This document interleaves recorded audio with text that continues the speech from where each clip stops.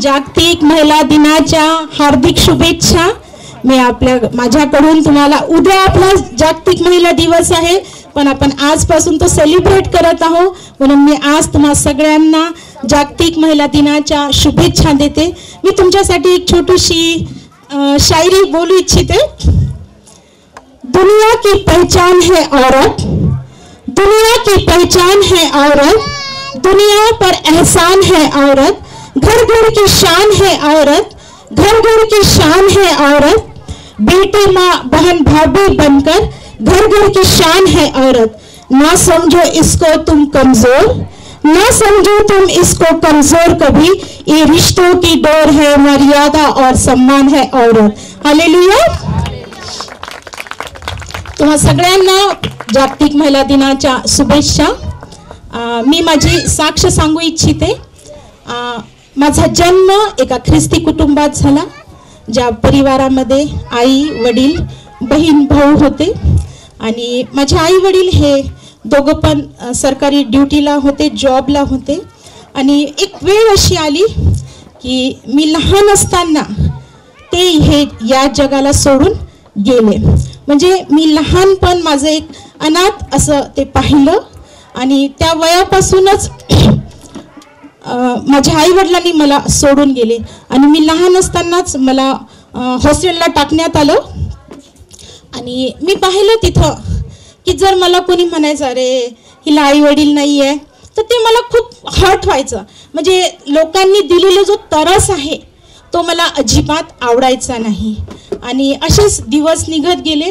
मी माझ्या स्वतःमध्ये नेहमी एकटेपणाला महसूस केलेला आहे, आणि तुम्ही समजू शकता की लहान लेकरू ज्याला आई आणि वडिलांची छत्रछाया नाही, आणि ते पण लहानपणातच सोडून गेले, तर त्या लेकराची अवस्था काय असेल। तर ते लहानपण माझं तसं गेलं।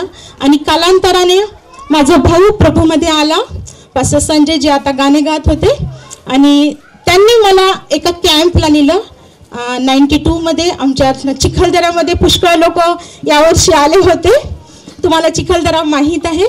तर त्या ठिकाणी चिखलदरा ह्या ठिकाणी मी पण कॅम्पला गेली, आणि तिथं देवाचं वचन ते शिकवत होते। तिथं चांगले चांगले गीत गायले जात होते। पहिला दिवस गेला, दुसरा दिवस गेला, तिसरा दिवस गेला, आणि शेवटला दिवस आला। देवाचे दास देवाच्या प्रेमाविषयी आणि बलिदानाविषयी तिथं प्रचार करत होते, आणि त्या ठिकाणी ते म्हणत होते कि हे बहुत से दबे लोगों मेरे पास आओ तो मैं तुमको विश्रांति दूंगा। पण सगळे लोक त्यांनी जेव्हा अल्टर कॉल केला तो लोक उभे राहिले, पण मी काही उभी राहिली नाही। आणि त्या ठिकाणी तेव्हा एक गीत गाण्यात आलं। अजूनही मला ते गीत आठवतं। ते गीताचे बोल आहे, आजा प्रभु यीशु के पास आजा, जीवन मिलेगा तुझको आजा आजा। त्या गाण्यात लिहिलं आहे की हो शकते ही हा वेळ तुमच्यासाठी शेवटली असेल, आणि येशू आलेला आहे तुम्हाला जीवन देण्यासाठी। त्या गाण्याच्या द्वारे मला खूप पश्चाताप आला, मी खूप रडली। आणि तो दिवस आणि आजचा दिवस आहे, मी कधीच मागं वळून पाहिलं नाही। देवाने माझं त्या लहान वयात तारण केलं, आणि मला देवाच्या सेवेसाठी देवाने उभं केलं। नुसतं देवाने माझं तारण नाही केलं, तर देवाचं वचन म्हणतं ना, जेव्हा मी देवामध्ये वाढत गेली, तर तिथं देवाचं वचन म्हणतं की यशायामध्ये दिलेलं आहे 49 मध्ये की काय असं होऊ शकते का की कोणी दूध पाजणारी आई आपल्या लेकराला विसरेल। माझ्या जीवनात झालं की माझ्या आईने मला सोडलं, पण त्या देवाने मला सोडलं नाही, त्याने मला त्याच्या प्रेमाने भरलं। आणि देवाचं वचन असं पण म्हणतं कि सारी बातें मिलाकर मैं भलाई को उत्पन्न करने वाला परमेश्वर है।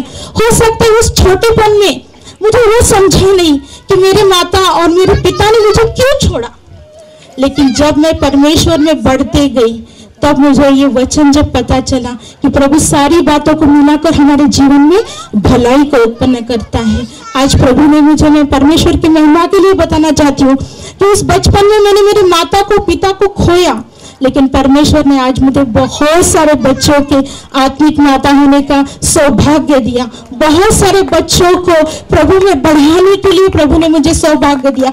बहुत लोगों को परमेश्वर का प्रेम बांटने के लिए प्रभु ने मेरा इस्तेमाल किया। और बहुत सारे बच्चे हैं, मेरे आत्मिक बच्चे हैं।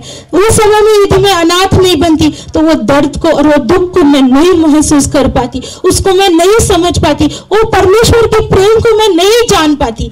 लेकिन परमेश्वर ने मुझे वो मौका दिया, परमेश्वर ने मुझे उसके वो प्रेम से भरा और प्रभु मेरा सेवकाई में इस्तेमाल कर रहा है। पिछले 30 साल से मैं परमेश्वर की सेवकाई में हूँ। परमेश्वर की सेवकाई में मैंने बहुत सारे उतारों को देखा, बहुत सारे चढ़ावों को देखा, बहुत सारे टफ सिचुएशन में देखा, लेकिन दिल में परमेश्वर का प्यार था। वो परमेश्वर ने मुझसे प्यार किया और परमेश्वर की सेवा करने का जुनून था कि परमेश्वर ने कभी पीछे मुड़ के देखने का मौका आने नहीं दिया। ते म्हणतात ना की जे नागरावरचे हात आहेत ते प्रभूने कधी डगमळू दिले नाही, ते प्रभूने मला कधी मागे वळून पाहण्याची मौका येऊ दिला नाही। पुष्कळ साऱ्या मंडळांचं पुढारीपण करण्यासाठी मला माझ्या पतीला प्रभूने अनुग्रह दिला। पुष्कळ साऱ्या मंडळांचं रोपण प्रभूने आमच्याकडून करून घेतलं।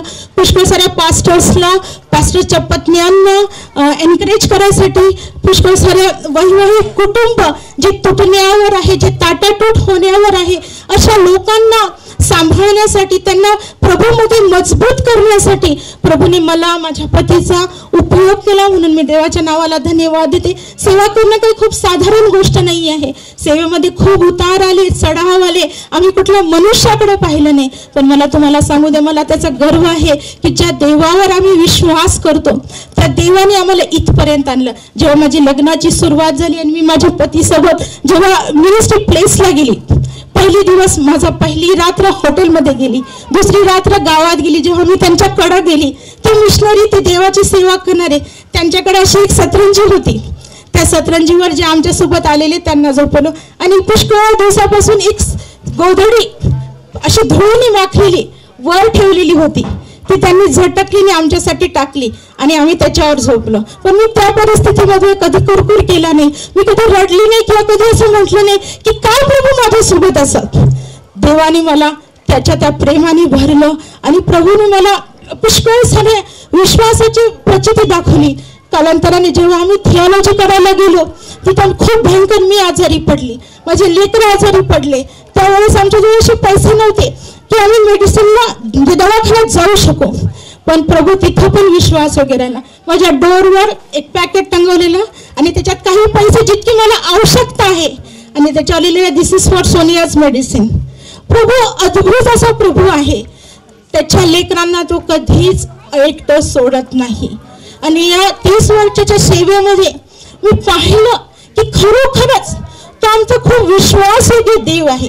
आपण फक्त तोंड उघडायची गरज आहे, कारण का मी माझ्या लाईफमध्ये मी प्रतिदिवशी म्हटलं तरी चालेल, मी स्तोत्र 23 कबूल करते की यहोवा मेरा चरवा है, मुझे कुछ घटी ना होगी। आणि खरोखर आमच्या सेवा लग्न झालं, लग्नानंतर 2 लेकरं झाले। माझ्या प्रेग्नन्सीमध्ये पण बाईंना माहिती आहे तुम्हाला की काही काही खायची इच्छा होते, अशी पण वेळ राहायची की पैसे राहायचे आणि मी कधी नवऱ्याला म्हणते नाही मला हे खायचं ते खायचं, पण प्रभू माझ्या हृदयातल्या त्या गरजांना पण जाणायचा। प्रभू असे लोक मला पाठवले की जे मला हार्टमध्ये इच्छा आहे प्रभूने ते मला प्रोव्हाइड केलं। प्रभूने म्हणजे मी त्याचं लेकरू आहे। मी माझ्या कधी कधी नवऱ्याला म्हणते की तुमच्यापेक्षा जास्त माझा देव माझ्यावर प्रेम करतो, कारण का त्यांनी माझ्या गरजा पूर्ण करायच्या आधी देव माझ्या गरजा पूर्ण करतो। आणि देवाने मला दाखवलं की मी खरोखर त्याचे निवडलेले लेकरू आहे आणि देवाने मला ह्या इतक्या वर्षांमध्ये दाखवलं की देव माझ्यावर खरंच खूप प्रेम करतो। आणि मागच्या 2 वर्ष आधी अचानक सेवा करत असताना मला श्वास घ्यायला खूप त्रास व्हायला लागला, तर मला असं वाटलं की होऊ शकते मला अस्थमा झाला। आणि जेव्हा आम्ही डॉक्टरकडे गेलो, डॉक्टरच्या लक्षात आलं तर डॉक्टर म्हटले की हे हार्टच्या संबंधाने आहे। आणि जेव्हा आम्ही गेलो तर माझ्या हार्टमध्ये ब्लॉकेज निघाले आणि प्रभूने त्या परिस्थितीमध्ये मला सांभाळलं आणि मला प्रभूने त्याच्या स्ट्रेंथने भरलं। आणि आज माझ्या जरी हार्टमध्ये 3 स्टेन आहेत, पण मी तुमच्या समोर एक जीवन साक्ष म्हणून उभी आहे। प्रभूच्या नावाला मी धन्यवाद देते। मला असं वाटायचं जेव्हा मी डॉक्टरने मला स्ट्रिक्टली बेड रेस्ट सांगितली की तुम्ही 3 महिने बेड रेस्ट करा, तुम्ही काही करू शकणार नाही म्हणून. त्यावेळेस मी अक्षरशः रडायची की प्रभू, मी तुझ्या सेवेविना राहू शकत नाही, तुम्ही ह्या बेडवर कशी राहणार. मला तुम्हाला सांगू दे, देवाच्या गौरवासाठी मी 3 महिने आराम नसेल केला. जरी मी घरात होती पण फोन कॉल्सच्या द्वारे मी लोकांना काउन्सिलिंग करायचे. प्रार्थनेच्या द्वारे फोन कॉल्सवर डिलिव्हरन्स झाले, लोकांना सुटका मिळाला, लोक बंधनातनं आजाद झाले.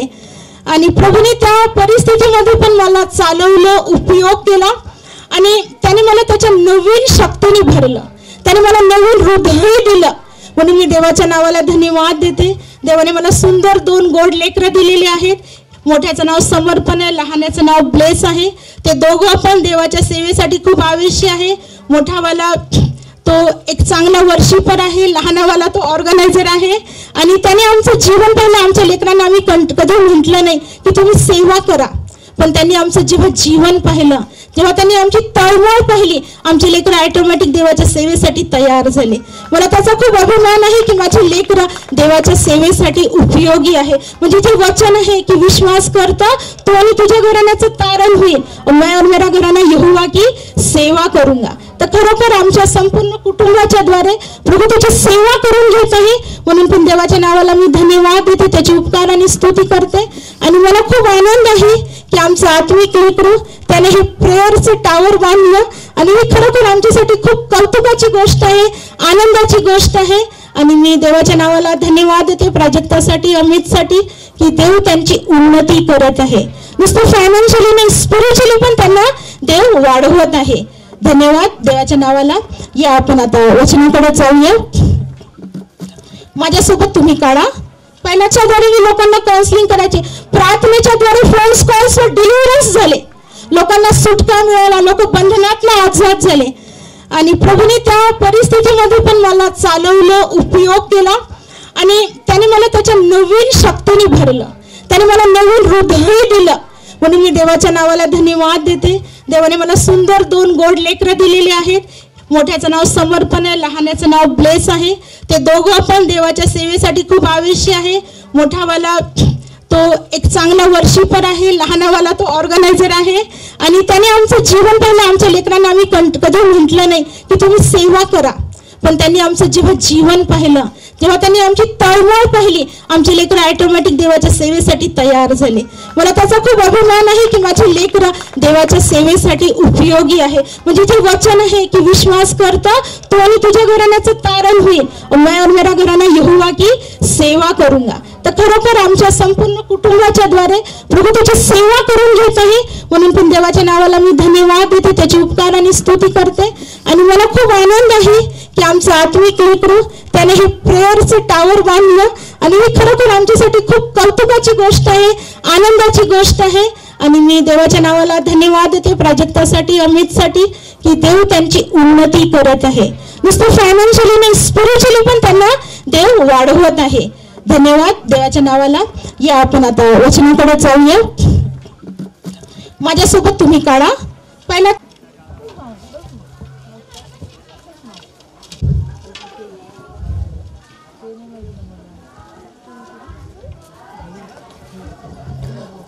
निरंतर प्रार्थना करा. हालेलुया. हालेलुया. वचन काय म्हणतं? निरंतर प्रार्थना करा. आणि आमच्या ख्रिस्ती जीवनामधचा जो मूळ पाया आहे तो प्रार्थना आहे. जर आमच्या जीवनात प्रार्थना आहे तर आम्ही काही पण करू शकतो. हालेलुया. मला तुम्हाला सांगू द्या, आमच्या जवळ जर खूप मोठा मोबाईल आहे, लाख रुपयाचा मोबाईल आहे, पण जर त्या मोबाईलची बॅटरी जर आम्ही चार्ज केली नाही तर तो मोबाईल काही कामाचा आहे का? तर तो मोबाईल काही कामाचा आहे का? तो मोबाईल काही कामाचा आहे का? त्याच प्रकारे आम्हाला आत्मिक जीवनाच्या वाढीसाठी आमच्या स्वतःला चार्ज होण्याची खूप गरज आहे. आम्हाला प्रति दिवशी चार्ज होण्याची गरज आहे. हालेलुया. मला चार्ज होण्याची गरज आहे. मला चार्ज होण्याची गरज आहे. मला चार्ज होण्याची गरज आहे. आणि ते चार्ज आम्ही कुठं हो? प्रार्थनेच्या द्वारेच हो, त्याच्या सामर्थ्याच्या द्वारे हो, त्याच्या सानिध्यात जेव्हा आम्ही जाऊ तेव्हाच आम्ही चार्ज हो. जर आम्ही चार्जच राहणार नाही तर आम्ही काही करू शकू का? देवाची इच्छा आहे इथं बसलेला प्रत्येक व्यक्ती निरंतर प्रार्थना करणारा असला पाहिजे. देवाची इच्छा या संभाजीनगरमध्ये जर काम करायचं आहे तर आम्हाला प्रार्थनेच्या आत्म्याने पेटायचं आहे, आम्हाला प्रार्थनेच्या आत्म्याने भरायचं आहे.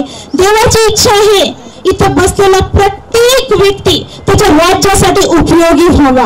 हालेलुया. ज्या प्रकारे घरामध्ये जे भांडे राहतात आपल्याला प्रत्येक भांड्याचं काम पडतं, बरोबर आहे. त्याच प्रकारे देवाच्या भवनामध्ये असलेला प्रत्येक व्यक्ती देवाच्या राज्याच्या उपयोगाचा आहे. हालेलुया. तुम्ही कधीच समजू नका की मी कमजोर आहे, मी काही करू शकत नाही, मी एकटी आहे. पण मला तुम्हाला सांगू द्या, देवाने तुम्हाला एक योद्धा बनवलेला आहे, देवाने तुम्हाला एक योद्धा म्हणून निवडलेला आहे. मला मी योद्धा आहे, मी योद्धा आहे. तुम्ही खाली वेली व्यक्ती नाही आहात, तुम्ही साधारण व्यक्ती नाही आहात. फक्त देव म्हणतो की तुम्हाला माग. जेव्हा आपण आपलं तोंड उघडू, जेव्हा आपण त्याच्याकडे जाऊ, जेव्हा आपण निरंतर प्रार्थनेमध्ये बसू, जेव्हा आपण त्या आत्म्याने भरू, तर आपण सामान्य नाही तर आपण असामान्य व्यक्ती बनून जाऊ. जे तुम्हाला वाटतं तुमच्याकडनं होणार नाही, जे तुम्ही करू शकत नाही, देव सगळं काही ते करून घेण्याची ताकद देवामध्ये आहे. देवाची इच्छा आहे की तुम्ही फक्त त्याच्यासाठी तोंड उघडावं. देवाची इच्छा आहे की तुम्ही त्याच्या सानिध्यात जावं. देवाची इच्छा आहे की तुम्ही त्याच्यासोबत बसावं. देवाची इच्छा आहे की तुम्ही त्याच्यासोबत टाइम स्पेंड करावा. देव तुमची आणि माझी वाट पाहत आहे. तुम्हाला माहित आहे का, देवाने सगळं काही ह्या सृष्टीला जेव्हा देवाने बनवलं, देवाने शब्द मात्र बोलला आणि घडत गेलं. उत्पत्तीच्या 2ऱ्या अध्यायामध्ये आपण जेव्हा जातो तर देवाने काय केलं, मातीचा पुतळा बनवला आणि तो पुतळा बनवून देवाने तसाच ठेवला नाही. मला सांगू द्या माझ्या बहिणींनो, देवाने स्वतःची श्वास त्याच्यामध्ये फुकली आणि मनुष्य जिवंत प्राणी झाला. म्हणजे तुम्ही आणि मी देवासाठी एक विशेष व्यक्ती आहोत. मला मी विशेष आहे, मी विशेष आहे, मी विशेष आहे. कारण का देवाने तुम्हाला आणि मला त्याच्या हाताने बनवलं आणि देवाने नुसतं हाताने बनवून सोडून नाही दिलं. जर देवाने मूर्ती बनवली असती, पुतळा बनवला असता आणि जर देवाने त्याच्या श्वासच टाकला नसता तर काही कामाचं होतं का आपण? पण देवाने तुम्हाला आणि मला त्याचा श्वास फुकून बनवलं आणि देवाने तुम्हाला आणि मला विशेष बनवलं. कारण का देव तुमच्यावर आणि माझ्यावर खूप जास्त प्रेम करतो. देव तुमच्यावर माझ्यावर खूप जास्त प्रेम करतो. त्याला तुमची आणि माझी जास्त फिकर आहे. त्याने नुसतं बनवून शब्द मात्र बोलून सोडलं नाही, तर देवाने तुमच्या आणि माझ्यामध्ये त्याचा श्वास टाकला आणि त्याने श्वास टाकून तुम्हाला आणि मला एक जीवित प्राणी बनवलं. कशासाठी बनवलं? की आपण त्याच्यासोबत सहभागिता करावी, तुम्ही आणि मी त्याच्यासोबत संगती करावी, तुम्ही आणि मी त्याच्यासोबत टाइम स्पेंड करावा. देवाची इच्छा आहे की आम्ही त्याच्यासोबत त्याच्यामध्ये राहून आपण वेळ घालवायला पाहिजे. आपण यावेळेस लुकामध्ये जाऊया. लूक याचा 2रा अध्याय. इथं आपण हन्ना जी भविष्यवादी होती तिच्याविषयी थोडस पाहूया. 36, 37, 38 कोणी माझ्यासाठी वाचेल तर फार बरं होईल. हालेलुया. आपण ह्या वेळेस आपण त्या हन्नाच्या विषयी थोडस पाहूया की ती तिच्यासाठी किती गौरवाची गोष्ट आहे. सगळ्यात मोठी गोष्ट, नवीन करारामध्ये तिला एक भविष्यवादी म्हणून गिणण्यात आलेलं आहे. सगळ्यात मोठं गौरवाचं स्थान तिच्यासाठी काय आहे की ती एक भविष्यवादी आहे. हन्ना काय आहे? एक भविष्यवादी आहे. ज्या प्रकारे तिची निवड त्या भविष्यवादी म्हणून झाली, तुम्ही विचार करा की माझी ओळख काय आहे. मी ह्या जगात आहे तर माझी ओळख काय आहे? मेरी पहचान क्या है? उसका पवित्र शास्त्र बाइबल में उल्लेख किया हुआ है कि वो एक भविष्यवादी थी और 84 वर्षापासून ती काय आहे? देवाच्या घरात आहे. जेव्हा आपण तिच्याविषयी विचार करतो, तिचं किती लहानपणी लग्न झालं असेल आणि ती तिच्या पतीसोबत फक्त 7च वर्ष राहिली. म्हणजे वयाच्या 20 किंवा 21 वर्षापासून तर तिने ह्या एवढे वर्ष जोपर्यंत ती जिवंत राहिली तोपर्यंत तिने एक विधवापणाचा काय केलं? ती विधवा राहिली. परंतु ती विधवा आहे तर म्हणून ती अशी कमजोर नाही झाली. तिच्याविषयी जेव्हा आपण विचार करतो, तिने त्याग केला, तिने संसाराचा त्याग केला, तिने मोहमायाचा त्याग केला. आजकाल जर समजा लहान वयात मुलगी विधवा होते तर तिला असं वाटतं की तिचं सगळंच काही गेलं. म्हणजे जर ती देवात असेल तर ती प्रार्थना आणि वचनाला सुद्धा विसरून जाईल. पण तिने तिच्या त्या विधवापणाला तिने चॅलेंज म्हणून घेतलं. तिचं वचनात सांगतं की ती का कुठे होती, ती देवाच्या घरात होती आणि ती देवाच्या घरात उपवास आणि प्रार्थनेत होती. म्हणजे तिने तो किती मोठा चॅलेंज घेतला. आज आपण देवासाठी रिस्क उचलायची आहे. आज आम्हाला पण चॅलेंज घ्यायची गरज आहे. त्या वचनात सांगतं की ती फक्त तिच्या पतीसोबत किती वर्ष राहिली, 7 वर्ष राहिली आणि एवढं आयुष्य तिने तसंच. आणि ती देवाच्या येण्याची वाट पाहत होती. ती थकली नाही, ती हारली नाही, ती निराश नाही झाली, तर ती देवाच्या येण्याची वाट पाहत होती की राजा या जगाच्या सृष्टीकर्ता याच्या जगामध्ये येणार आहे, त्याची ती वाट पाहत राहिली. आज आमच्या जवळ पेशन्स नाही आहे, पण तिची किती धन्यता की एवढं आयुष्य तिने तसं घालवलं आणि ती देवामध्ये मगन राहिली, ती आनंदी राहिली. तिने पुष्कळांना सबळ केलं असेल, पुष्कळांसाठी ती आधारस्तंभ बनली असेल, दुःखी आणि कष्टी लोकांना तिने धीर दिला असेल. जेव्हा आपण तिच्याविषयी विचार करतो ना, विधवा बाई जर एकटी आहे तिचं वय, तर त्या काळामध्ये पण विधवा बाईला एकटं राहणं साधारण नव्हतं, खूप कठीण होतं. पण त्या विधवापणाला पण तिने काय केलं, चॅलेंज केलं आणि ती देवाच्या घरात राहिली. ती देवाच्या घरामध्ये राहून नित्य त्याची काय करत राहिली, उपवास आणि प्रार्थना करत राहिली. देवाच्या येण्याची ती वाट पाहत राहिली. आम्हाला पण तयार व्हायचंय देवासाठी, तुम्हाला आणि मला तयार व्हायचंय देवासाठी. आम्ही पण त्याच्या राज्यासाठी उपयोगाचं पात्र बनलं पाहिजे. तुला पण चॅलेंज असतील ना त्यावेळेस, पण त्या चॅलेंज कडे तिने पाहिलं नाही, तिने तिचे नेत्र त्या देवाकडे लावले. ती देवामध्ये नित्य प्रार्थना करत राहिली, ती नित्य देवामध्ये मगन राहिली आणि ती त्या देवाच्या येण्याविषयी बोलत राहिली. ती देवामध्ये मगन राहिली, ती आनंदी राहिली आणि देवाने ती देवाच्या दुसऱ्या येण्याची वाट, देवाच्या पहिल्या येण्याची ती वाट पाहत होती. प्रभू येशू ख्रिस्ताच्या जन्माची ती वाट पाहत होती. तिला माहित होतं की तो येईल, तो ह्या सृष्टीचा काय करेल, उद्धार करेल. आज आम्हाला पण त्या उद्धार करण्याची गरज आहे. देवाची इच्छा आहे की तुम्ही जशा त्या हन्नाने तिचं आयुष्य देवामध्ये मगन होऊन घालवलं, तिने तो त्याग केला, तिच्या जीवनाचा त्याग केला आणि ती देवामध्ये मगन झाली. ती देवामध्ये तिने आपल्या स्वतःला वाहून दिलं. त्याच प्रकारे देवाची इच्छा आहे तुमच्या जीवनातली परिस्थिती कशी का ना असो, तुमच्या घरची परिस्थिती कशी का ना असो, तुम्हाला कोणी विचारत किंवा नाही विचारत ते सोडून द्या, तुम्ही देवामध्ये मगन होऊन जा.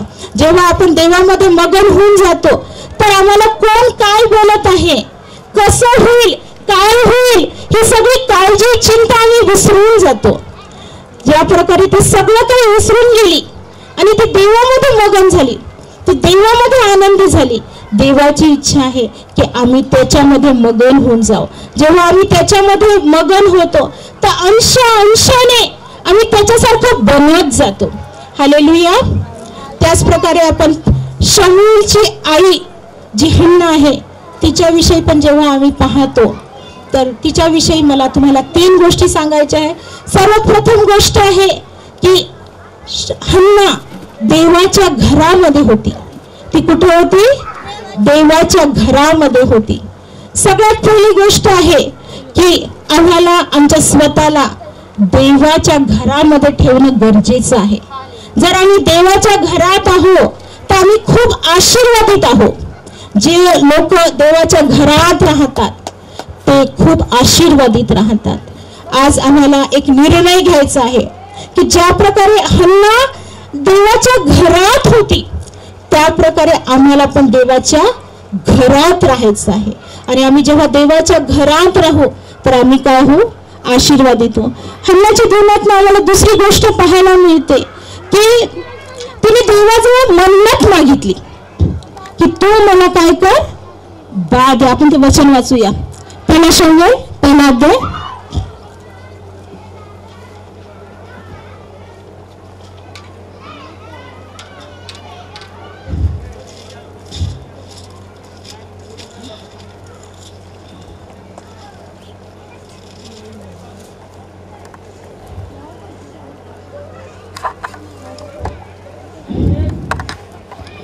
वचनापासून पुढे वाचा.